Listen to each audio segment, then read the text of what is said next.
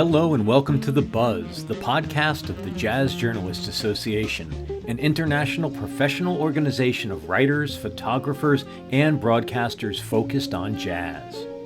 I'm Lawrence Peryer, proud JJA member and your host today for a special edition of The Buzz, a discussion about the 2025 JJA Awards results with members and past winners Neil Tesser and Mark Ruffin. Both of today's guests bring their unique perspectives. Mark from his years as a writer and radio programmer and personality, Neil from his work as a critic and broadcaster who's earned his own Lifetime Achievement Award. We look at the winners in some of the major performance and journalism categories and gather some insight into what the awards say about this moment in jazz. There are far more awards than this discussion covers. Check out the full list of worthy winners and nominees at jjajazzawards.org. Neil, Mark, thank you both so much for making time for this special episode of The Buzz celebrating the 2025 JJA Award winners, both in the performance categories and the journalism categories. I think we've had an incredible group of talented nominees, an exciting roster of winners, but there's so much to dig into with so many categories. So let's stop with my preamble and jump right in. I just want to say that in case you haven't covered it in your introduction, this is an international special assemblage because Mark is in Abu Dhabi for International Jazz Day as we're recording this. And I'd like to add that 5 of the winners are in Abu Dhabi. Since we're talking to you, Mark, let's aim the first question your way about George Coleman and the Lifetime Achievement Award. Something that I think is important to a lot of us, I've heard it come up in other conversations, is that it's one thing to posthumously honor our greats in perpetuity, but to be able to talk about these people's contribution while they're still among us, so important. Can you talk a little bit about George Coleman and what he's meant to the form and why he's so worthy of this consideration? One is he's enduring. He's still here. He's still playing. He put out that record a little while ago. Maybe it's less than a couple years with One for All.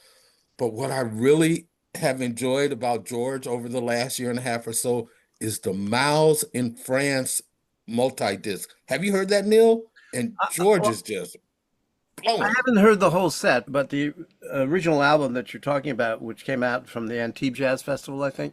Yes. It was called Miles in Europe, I believe. When I bought it, was one of the very first albums I ever bought, and it's seared into my memory. And I understand why. Just amazing blowing from George. George and Coleman, I'm just glad he's still here. Yeah, and Mark is from Chicago, though he now lives on the East Coast. I'm from the East Coast, but now live in Chicago. But we knew each other in Chicago, so we became friends. And George Coleman has a Chicago connection. He was one of the Memphis Mafia, which is what they called a handful of musicians who came from Memphis, Tennessee, to Chicago in the 1950s, largely as a kind of a stopover on their way to New York. But they came to Chicago first. And he was definitely one of them. Frank Strozier, the alto saxophonist, was one of them. They interacted with a lot of Chicago musicians, including Mulhall Richard Abrams. So George Coleman has always had really big ears, such an important player, but also such an important influence. If you ask Eric Alexander, one of the leading tenor saxophonists of our time, of any genre, who he studied, who he paid attention to, that's the name that comes up first. And there's many other saxophonists who would say the same thing. Not only that, Neil, but young people in New York today, they love George and the knowledge that he is spreading and helping young folks see the jazz life. He's amazing that way as well, still today and relevant. Yeah, it's a great thing about honoring a Lifetime Achievement winner within their lifetimes because they are still here. They can spread that knowledge, and it inspires people to maybe go see them, and that always deepens your connection with the music you're listening to when you can see it and see somebody working hard, and then he can explain what's going on or express his experiences. That's just so good for the music. Mm-hmm. Another living legend that we need to talk about then is Marshall Allen and Musician of the Year. Fascinating choice. He's still out there leading the orchestra, up there doing it. Yeah. What's that say about longevity and our genre and our world's respect for the elders? I think that's something that's special about the jazz world, that we can embrace change, fluidity, innovation, but we don't discard our elders. Yeah. I'm really happy to see him win. Marshall, what does it say about jazz? It says that if you leash yourself to the rocket that was Sun Ra, you might live forever, is what that says. My gosh. He drank of the potion. He's been there he joined Sun Ra in the 1950s, right, Mark? Yes. So he spent all that time with Sun Ra, who pretty much controlled every aspect of his band members' life. So he ate well, he didn't smoke, he didn't drink. So he lived a healthy life on the riding the comet. We should also note that just this past weekend, he became an NEA Jazz Master. So it's nice that the NEA is honoring him as well as the JJA. Yeah, that's terrific. Yeah, and pursuant to our earlier point, and he's here to bask in Yes. those honors deserved. Those are the two awards at the top, but the next two awards in the list are younger musicians. Myra Melford, she won for Composer of the Year, but she doesn't always get recognized by the, say, mainstream jazz press. And then up-and-coming musician, Mark. Isaiah Collier, man. Neil, I met another Collier. I guess his brother plays drums for Stanley Clarke. And what an amazing human. I love his output and his tenacity as a musician, as a businessman, and an artist. An amazing guy who's going to be around. You can just tell he's going to be here for decades, man. Well, what a voice. He's only 27 or 28. And Yes. and I get to see him a little more frequently being here in Chicago, which is still his hometown. And he had quite a year. The album that he put out last year was just made a bunch of top 10 lists and was really well received and deserved to be. Yeah. Yes, Yeah. I loved seeing him on the cover of Downbeat this past Yeah, year, right, too. right. Yes, absolutely. Mark, tell me about our record of the year. Charles Lloyd, The Sky Will Be There Tomorrow. We had some nice discs to choose from this year. What makes Charles Lloyd stand out? The conversation he has continuously with his musicians, as far as and the inspiration that he gives those musicians. If you talk to Jason Moran and Eric, they talk about what he gives to them all the time as they watch him still developing. He's an amazing guy. He's an amazing guy. And the record, what can you say about his last few albums have been just so great. And it's so nice again to see a living legend in our field still contributing and still going forward. And much like George Coleman, what he's giving to young people is very important these days. I should say younger people because they aren't so young anymore. That's right. But Charles is 89. It's incredible. Mark, from all the nominees and winners, was there a particular category that had you, or a particular winner that had you especially excited or that maybe surprised you? What you had to comb through the list and something jumped out at you? I love seeing Kenny Barron getting recognized like he's being recognized. For many years, I felt that Kenny Barron as a composer and a pianist has been under the radar, even though he's been out there and doing it, but to be getting the recognition that he's been getting lately and those albums, the last couple Grammy nominated. So I think he's on an amazing role. And he's here in Abu Dhabi, and tomorrow at International Jazz Day, they're really honoring Kenny very nice with a couple of his compositions. Oh, But that's it's just nice to see him get recognition instead of, I've always felt, Neil, correct me, he's been under the radar for a lot of his career.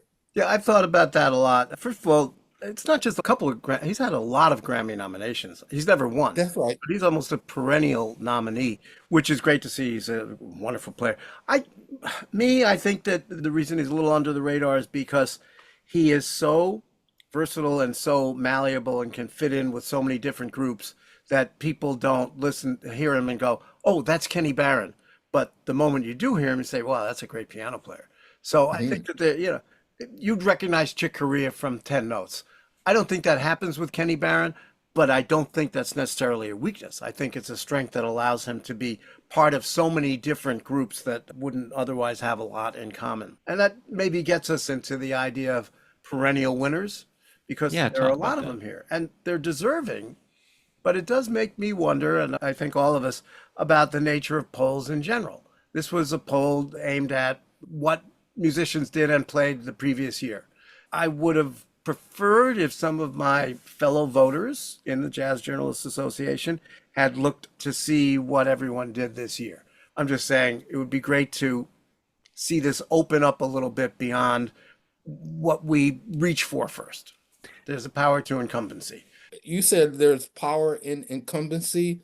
And sometimes, like in the downbeat poll, I think people think they're the best alive. They're the best alive instead of the last 12 months. So you can have a great point there, Neil. And your point that you just edged into is this is not unique to our poll, to the Jazz Journalists Association. This is true of downbeat polls, of the Grammys, of Congress. Yes. If you've been there for a while, you get a little extra attention. The other question that raises for me, though, to reframe it slightly, is are people voting who, to badly paraphrase Neil, they think of a certain category and they think of a person that automatically identifies with that category. Is that saying something about the incumbents not being challenged hard enough? That is true, but also on the other end, if a voice comes along that's powerful enough to knock everybody out, like Emmanuel Wilkins, his voice is so strong, man. He's doing so much that you don't think about the other players. It knocks out the incumbent. That's how I feel Emmanuel. about Mary Halverson on guitar. Like Mary to me that's a generational voice and she's still developing. Let me ask you the question I started with Mark, which is, did something jump off the page at you as exciting or deserving special mention here? What did you see that really tickled you?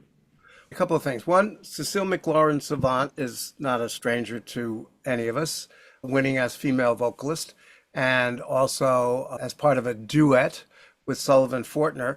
But for the last few years, most people, when they think about jazz vocals, have been on the Samara Joy train because she's gotten so much publicity and she won at least one or two of these. This kind of goes against what I was saying earlier. The easy choice would have been Samara Joy. I think people were taken by this particular album and voted for it. I'm really glad to see Patricia Brennan on mallet instruments because you're talking about a generational voice with Mary Halverson in whose groups they each play. Each of them plays in the other's groups. And I think what she's doing is just ear opening. The first time I heard Patricia Brennan, my head spun around. I was like, wow, who is that? What is going on there? So that's great to see. There's a posthumous award here we have a category called Player of Rare Instruments in Jazz, which Scott Robinson usually wins because he plays about 40 instruments, Everything. Several of which are pretty rare. But this year went to Susan Alcorn, who was really beloved by a lot of people in the music community, a pedal steel player who brought that instrument to jazz in a way it had never been done before. I think that's pretty cool. Yeah, I have to say, I had the opportunity to spend some time with Susan, and she was a fascinating, open-hearted, slightly eccentric, just beautiful person. I enjoyed the hour or so I spent talking with her. It was one of the highlights of my year. She was really a fascinating woman. Yeah. What an incredible life and such an open heart for music, really. Yeah. I want to stay with you for 1 second, Neil, before we go back to Mark. As a fellow recipient of this award, let's talk about Paul DeBarros, everyone's friend. I have the pleasure of serving on the art commission in my small town in Washington State with Paul. So we do a lot of work together. We program a concert series in our little town together. So this is somebody who's making an impact at the hyper local level, but whose work has traveled internationally. What can you tell us about Paul and this Lifetime Achievement Award in journalism? Really deserved, way overdue. I've known Paul for decades. He is one of the smartest, certainly an excellent writer, but personally one of the smartest, most personable, and you mentioned open-hearted about Susan Alcorn. That is Paul DeBarros, who has really done so much that people read and see, but so much, as you said, on a local level, especially in Seattle, working for the newspaper there for way beyond the amount of time that most newspapers will keep an arts reviewer on, working with Earshot, the festival out there, and just being a go-to guy, and also a fine book author. He's written a couple of books, the one on Seattle jazz, which is a model of how you drill down into a specific subject, something very particular, in this case, one city's jazz history, and make it universal for any reader. Yeah. I love the Marion McPartland book. It was and he did the Marion McPartland book too. Yeah. When I first got my hands on it, I thought, do I need several hundred pages about Marion McPartland? Is there several hundred pages about Marion McPartland? And the answer is a definitive yes. Like Yeah. what Paul uncovered and what he got from her and those around her, it's really a landmark book. Like I would love to see that treatment for so many other great artists. Yeah, really so excited to see his name there. Yeah. I'll take the next one, which is the Book of the Year. That went to Jonathan Grasset and his biography of Eric Dolphy, another person I got to spend some time with talking to him earlier this year. And I have to say, Dolphy is a figure. He's right in the most important music to me personally is that early 60 to late 61 period, the Coltrane period in particular, the Village Vanguard, that fall of 1961. I don't think music got better. It's peak music for me. Very important in my development as a listener and as an aficionado. And to have that deep dive now into Dolphy's life, it's a really special book. One thing I would say to anybody who hasn't read it is it's highly readable. It's a very quick read, Mm. but it's not superficial. I really enjoyed it.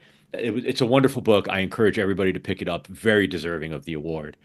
Um, You guys mentioned Marion McPartland, and as a past winner of the Marion McPartland Willis Conover Award for Career Excellence in Broadcasting, my buddy Arturo Gomez got that. And I think jazz broadcasting right now is in trouble. I think when NPR and college stations took jazz off the air, that took our minor leagues off the air. yes. And there's as far as this award goes, there's still a number of people that, are deserving, but after that it's going to get thin.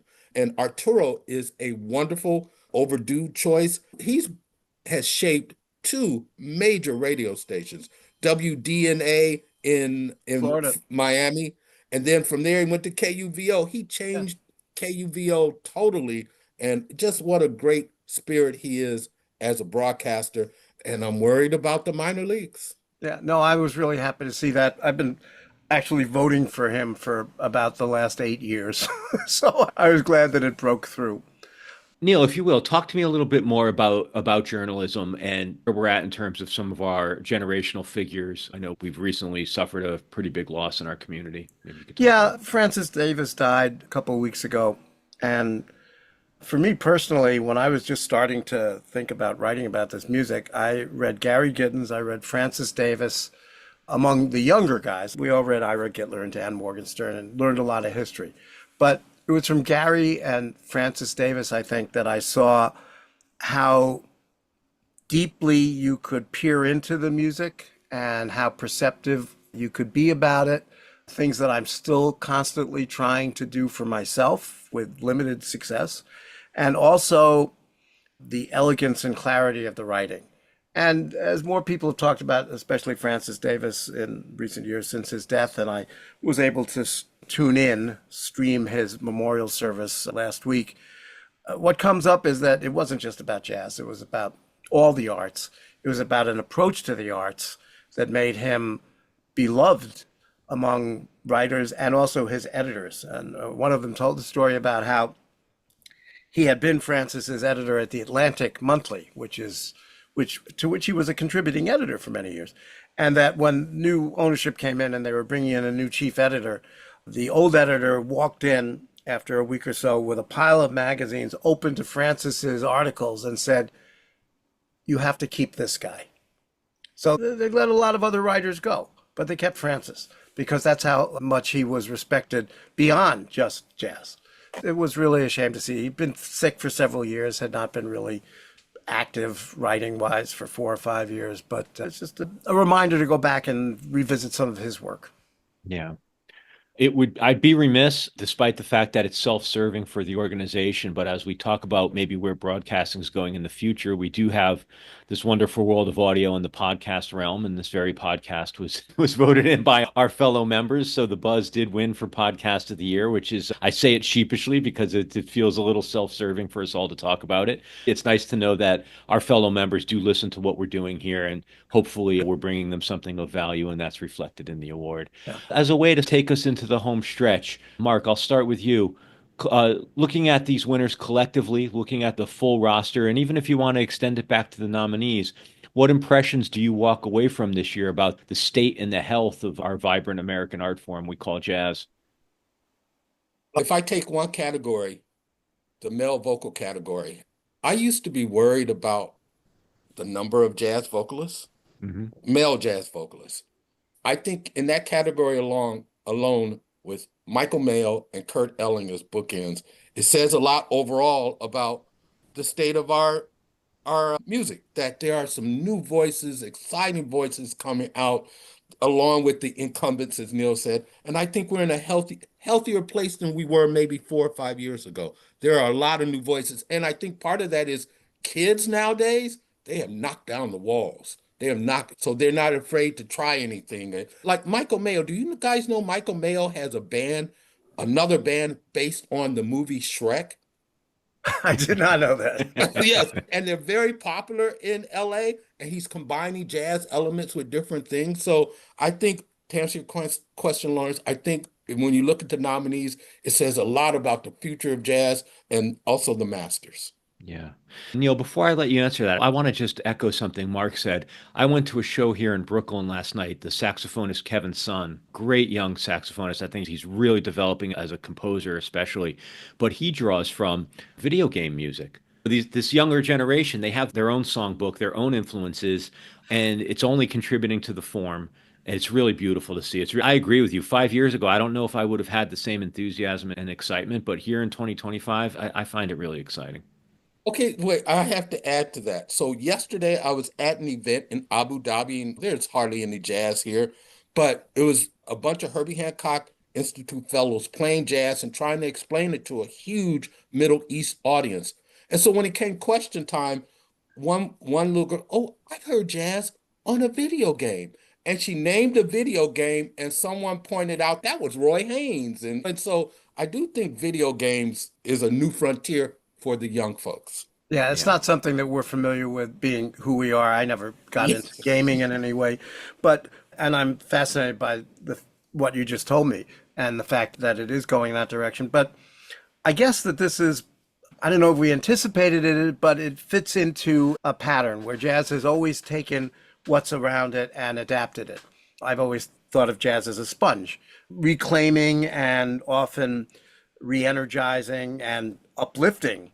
I mean, that's what Louis Armstrong did with pop ditties from the 20s, and what the swing era guys did, and what soul jazz did, taking things that were out there, but investing them with a whole different level of meaning and influence and expertise. And so the fact that it's happening now in these ways may not strike me at first as, oh yeah, that's what we should be doing, taking video game music. But the fact that they are doing it and making it work is great. And the other thing is, when you have a lot of musicians who are definitely jazz musicians who have now brought in elements of spoken word, of rap, of hip hop, of other things, that also spreads the umbrella.